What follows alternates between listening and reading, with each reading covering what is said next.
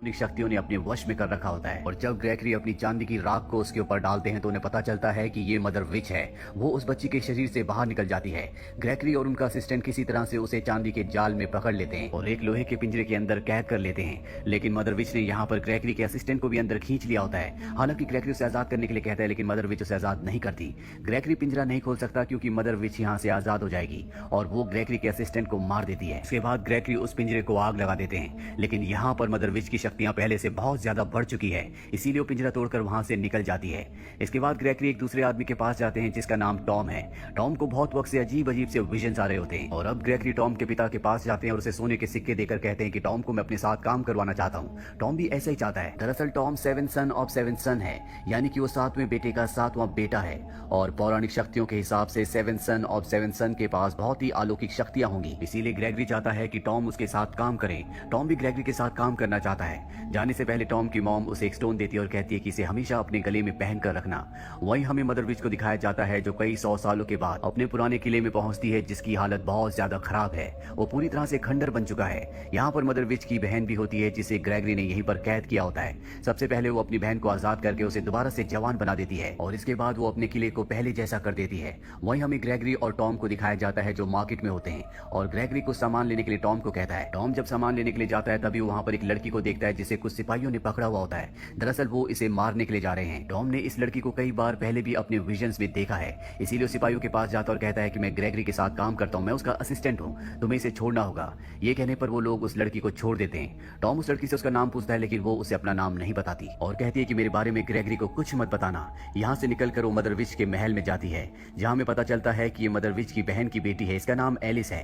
वहीं हमें Tom, Gregory और उसके खास आदमी को दिखाया जाता है जो सब के सब अब ग्रेगरी के घर जा रहे हैं। ग्रेगरी के घर पहुंचने के बाद यहाँ पर टॉम को पता चलता है कि ग्रेगरी फैल्कन ग्रुप का एक आखिरी सदस्य है। फैल्कन ग्रुप वो ग्रुप था जो इंसानों को बुरी शक्तियों से यानी कि सुपर नेचुरल पावर से बचाती थी और अब उस ग्रुप का आखिरी जो मेंबर, आखिरी योद्धा है वो और कोई नहीं बल्कि ग्रेगरी है। ग्रेगरी बताता है कि जल्द ही ब्लड मून दोबारा आने वाला है और अगर ऐसा हुआ तो मदर विच को उसकी सारी शक्तियां मिल जाएंगी। पिछली बार जब ऐसा हुआ था तो उसने तबाही मचाई थी और अब मैं नहीं चाहता कि दोबारा तबाही मचे, इसीलिए हमें उसके किले में जाकर उसे पकड़ना होगा। अब रात को जब टॉम सो रहा होता है तभी उसे कमरे के दरवाजे के बाहर से किसी की आहट आती है और जब वो दरवाजा खोलता है तो वहां पर एक योद्धा आता है जिसे विच ने भेजा है। वो उसके ऊपर हमला करके उसे मारने वाला होता है कि ग्रेगरी वहां पर आ जाता है और उस योद्धा को खत्म कर देता है। ग्रेगरी को देखकर बिल्कुल अच्छा नहीं लगता कि टॉम उससे लड़ नहीं पाया। वो उससे नाराज होकर जा रहा होता है लेकिन तभी टॉम उसकी तरफ तलवार फेंकता है। दरअसल टॉम का निशाना बहुत ही अच्छा है जो देखकर ग्रेगरी को अच्छा लगता है और वो उसे मदर विच के और भी साथियों के बारे में बताता है। अगले दिन ये किले की तरफ निकल पड़ते हैं ताकि मदर विच को मार सके,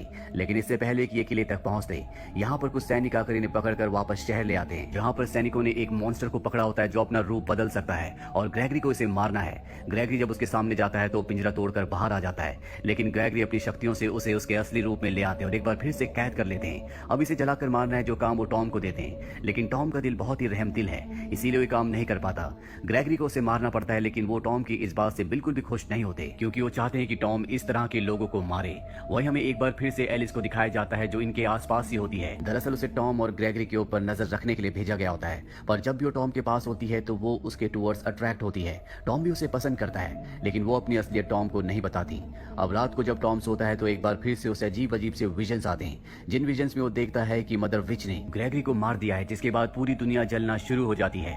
अगली सुबह ग्रेगरी टॉम को अपने पास बुलाता है। दरअसल ग्रेगरी को पता चल चुका है कि टॉम किसी विच को पसंद करता है, उससे प्यार करता है। वो उसे अपनी कहानी बताता है, कहता है कि मैं भी कुछ 100 साल पहले किसी विच से प्यार करता था, पर जैसे जैसे वक्त बीतता गया वो विच अपने असली रूप में आना शुरू हो गई। उसने लोगों को मारना शुरू कर दिया, इसीलिए मुझे उससे दूर होना पड़ा। और वो विच और कोई नहीं बल्कि मदर विच है। जब मैंने किसी और लड़की से शादी कर ली तो उसने अपना दिमागी आपा खो दिया और उसने मेरी पत्नी को मार दिया, साथ ही वो मासूम इंसानों को भी मार रही थी। इसीलिए एक बार फिर से मुझे उससे प्यार का नाटक करना पड़ा और जब मुझे मौका मिला तो मैंने उसे कैद कर दिया। जिस लड़की से तुम प्यार करते हो जिसका नाम एलिस है वो भी एक विच है और मैं नहीं चाहता कि जो मेरे साथ हुआ है वो तुम्हारे साथ भी हो। और अभी दोनों की दोनों मदर विच को मारने के लिए उसके किले की तरफ निकल पड़ते हैं और तभी एक बहुत बड़ा मॉन्स्टर जो कि मदर विच के लिए काम करता है इनके ऊपर हमला कर देता है। अपनी जान बचाने के लिए दोनों के दोनों पानी में कूद जाते हैं। मॉन्स्टर भी पानी में कूद जाता है और टॉम उसके ऊपर चढ़कर उसे अपनी तलवार से जख्मी कर देता है। आगे बहुत ही बड़ा झरना होता है जिस झरने से गिरने के बाद उस मॉन्स्टर की मौत हो जाती है, लेकिन टॉम बच जाता है। अब उसके सामने एक दूसरी विच आती है जिसके पास तलवार है और इससे पहले कि वो टॉम को तलवार से मारती, उसकी तलवार टॉम के गले में जो लॉकेट होता है जो उसकी मॉम ने उसे दिया था उस पर टच होता है, जिसे देखकर वो पूरी तरह से हैरान हो जाती है। वो कहती है कि ये मदर विच का है और ये बात बताने के लिए वो यहाँ यहाँ से मदर विच के पास चली जाती है। ग्रेगरी देख कर कि किस तरह से टॉम ने उस मॉन्स्टर को मारा था और किस तरह से वो विच उससे भाग गई, बहुत खुश होता है। वो टॉम को बताता है कि तुम्हारे गले में जो लॉकेट है, जो स्टोन है, ये विचेस अपने पास रखती है और ये मदर विच का था, लेकिन किसी दूसरी विच ने उससे चुरा लिया था, जिसके बाद उसकी शक्तियां बहुत कम हो गई थी और इसी वजह से मैं उसे कैद कर पाया था। ये सब बातें सुनने के बाद टॉम को समझ में आ जाता है कि उसकी मॉम भी एक विच है और उन्होंने मदर विच का स्टोन चुराया था। वहीं मदर विच को जब पता चलता है कि उसका स्टोन टॉम के पास है तो वो अपने साथियों के साथ शहर के ऊपर हमला कर देती है। यहाँ पर टॉम की मॉम भी होती है जो अपने परिवार के साथ यहाँ से भाग रही होती है, लेकिन अब उसे लगता है कि उसे शहर को बचाना होगा। वो मदर विच के एक साथी को मार देती है। मदर विच उसे देख लेती है और पहचान लेती है कि इसी ने कई 100 साल पहले उसका लॉकेट चुराया था और अब वो उसे मार देती है और अब भी उसे उसका शक्तिशाली लॉकेट वापस नहीं मिला होता। इसीलिए वो अपनी बहन की बेटी एलिस से कहती है कि तुम्हें टॉम के पास जाना होगा और उसके पास जो मेरा लॉकेट है उसे मेरे पास वापस लाना होगा। इसके बदले में टॉम की जान को बख्श दूंगी। और अब एलिस टॉम तक पहुंच जाती है और जब उसके करीब होती है तो वो उसके लॉकेट को चुरा लेती है। पर इससे पहले कि वो लॉकेट लेकर यहाँ से निकलती, ग्रेगरी यहाँ पर आ जाता है और वो एलिस को पकड़ लेता है क्योंकि वो एलिस को मारना चाहता है, क्योंकि वो एक विच है। पर इससे पहले कि वो ऐसा करता, टॉम एलिस को भगा देता है। अब टॉम देखता है कि उसका लॉकेट गायब है, जिससे ग्रेगरी को बहुत गुस्सा आता है। साथ ही टॉम को इस बात पर विश्वास हो जाता है कि एलिस भी दूसरी विचेस की तरह है, वो भी एक बुरी विच है। और अब यहाँ पर मदर विच के बहुत सारे लोग आ जाते हैं जो टॉम, ग्रेगरी और ग्रेगरी के वफादार साथी के ऊपर हमला कर देते हैं। ये तीनों की तीनों उनसे लड़ते हैं, लेकिन वो बहुत शक्तिशाली है, इसीलिए टॉम को और ग्रेगरी के वफादार साथी को ऊपर खाई से नीचे फेंक दिया जाता है और ग्रेगरी को बंदी बना लिया जाता है। टॉम और ग्रेगरी का जो वफादार साथी होता है, दोनों के दोनों जिंदा होते हैं। टॉम बेहोश होता है, इसीलिए उसे एक बार फिर से विजन्स आते हैं, जिसमें उसकी मॉम उसके पास आती है और बताती है कि मैं भी एक विच थी, लेकिन सभी विचेस बुरी नहीं होती। मैंने विच क्राफ्ट को छोड़ दिया और तुम्हारे पिता से शादी कर ली। तुम सिर्फ 7 सन ऑफ 7 सन नहीं हो, बल्कि तुम एक बहुत ही स्ट्रॉन्ग विच के बेटे भी हो और तुम मदर विच को हरा सकते हो। वही मदर विच को दिखाया जाता है जिसके पास अब लॉकेट है और आज ब्लड मून की रात होती है और जैसे जैसे ब्लड मून की रोशनी लॉकेट के ऊपर गिरती है, मदर विच की शक्तियां वापस आना शुरू हो जाती है।